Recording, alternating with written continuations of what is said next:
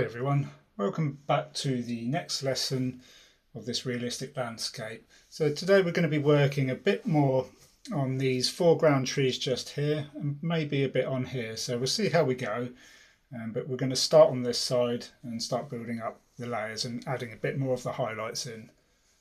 So what I'm doing is I'm mixing a bit of sap green, a bit of light green, varying degrees of yellow and titanium white just to get the right colours, but I'm gonna, using my battered old filbert brush that I use for textures and trees, just going to start putting in some of the highlights. I've had to mix in a little bit of cadmium orange into this just to dull it down a little, because I want the strongest tones to be at the very front there.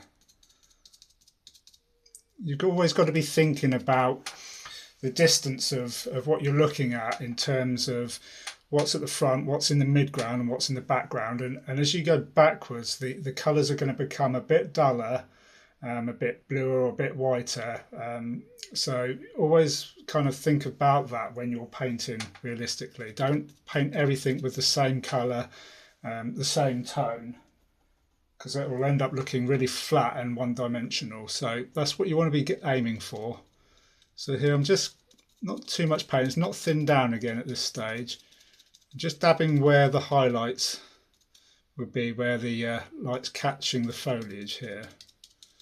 And so just tapping that on. But as I think if you've seen previous lessons, I mentioned about these brushes that have got, you know, damaged hairs and bits of old paint stuck to them and stuff like that. They're actually so good for doing this kind of detail work. So if you get your brushes that are a bit battered, don't throw them away. They will come in handy for this kind of work. So for this midground, I'm just going to use this brush because we don't want too fine a detail in this midground section. The finer detail with the rigger brush is going to come in this section here and at the front. But this bit here, don't put too much detail in, otherwise you'll end up bringing it too far forward in the painting. You want it to sit in that midground. So when you look at the foliage, you're going to have the light hitting the top, and these underparts here are still going to remain dark. So I'm going to not put too much of the light in there. So I'm just referring to my photo there.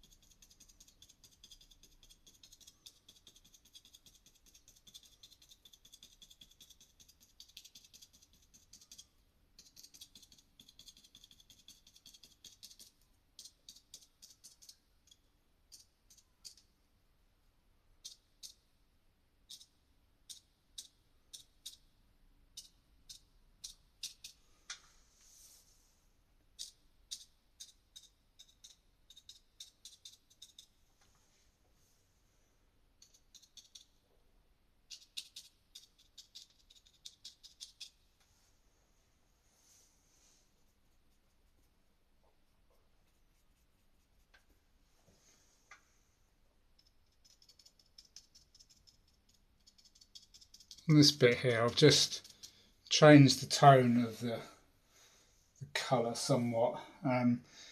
This one is a more yellowy green. I'm going to make this one a little bit more blue, I think. Just adding a bit of cadmium orange to the mix. See what that looks like. Just dull it down a bit, because it's a little bit strong. Just always constantly refer to your reference photo when you're doing this.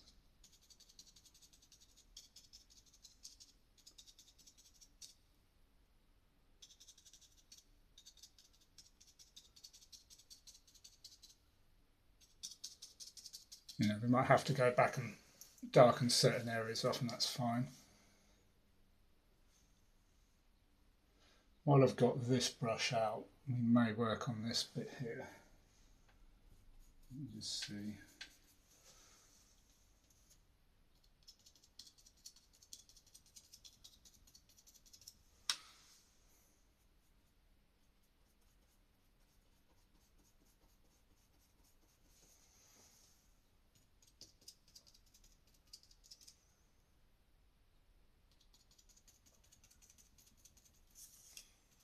Doesn't help that I've got a wobbly old easel here.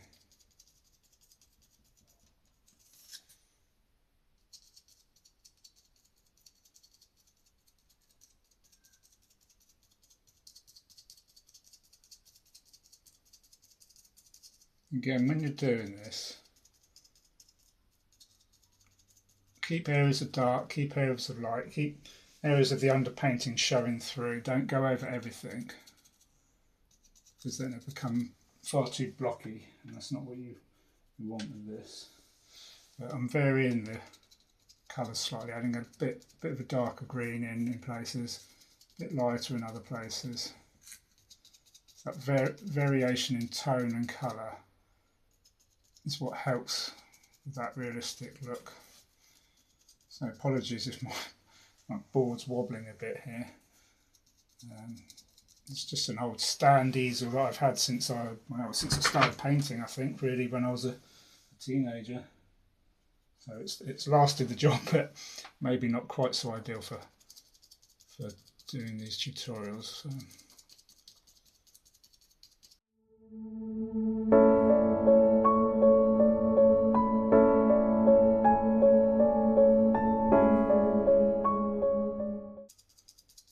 For those of you who maybe didn't see it, I have done a video showing the materials that I use.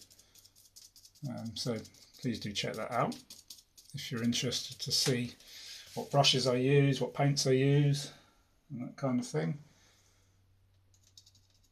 If there's anything anybody wants me to show or demonstrate, please do let me know.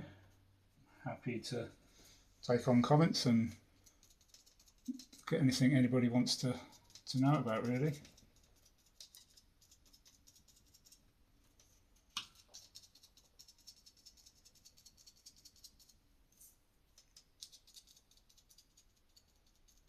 So just building these highlights up on the top.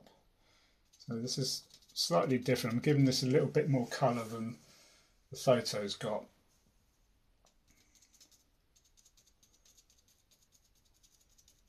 As I've mentioned in previous lessons, I'm not one for slavishly following my photos. I'll just use it as a guide. If there's areas that I want to change, then I will do so. I think it's kind of quite important, I think, as an artist, to put your own kind of stamp, your own personality into your work. Rather, I mean, unless you want to be a hyper-realist artist, which I don't. You know, having that bit of freedom, that bit of creativity as you're working, I think is a really good thing. You know, it puts part of you as the artist into your work, rather than being almost robotic in what you're doing. But that's just me.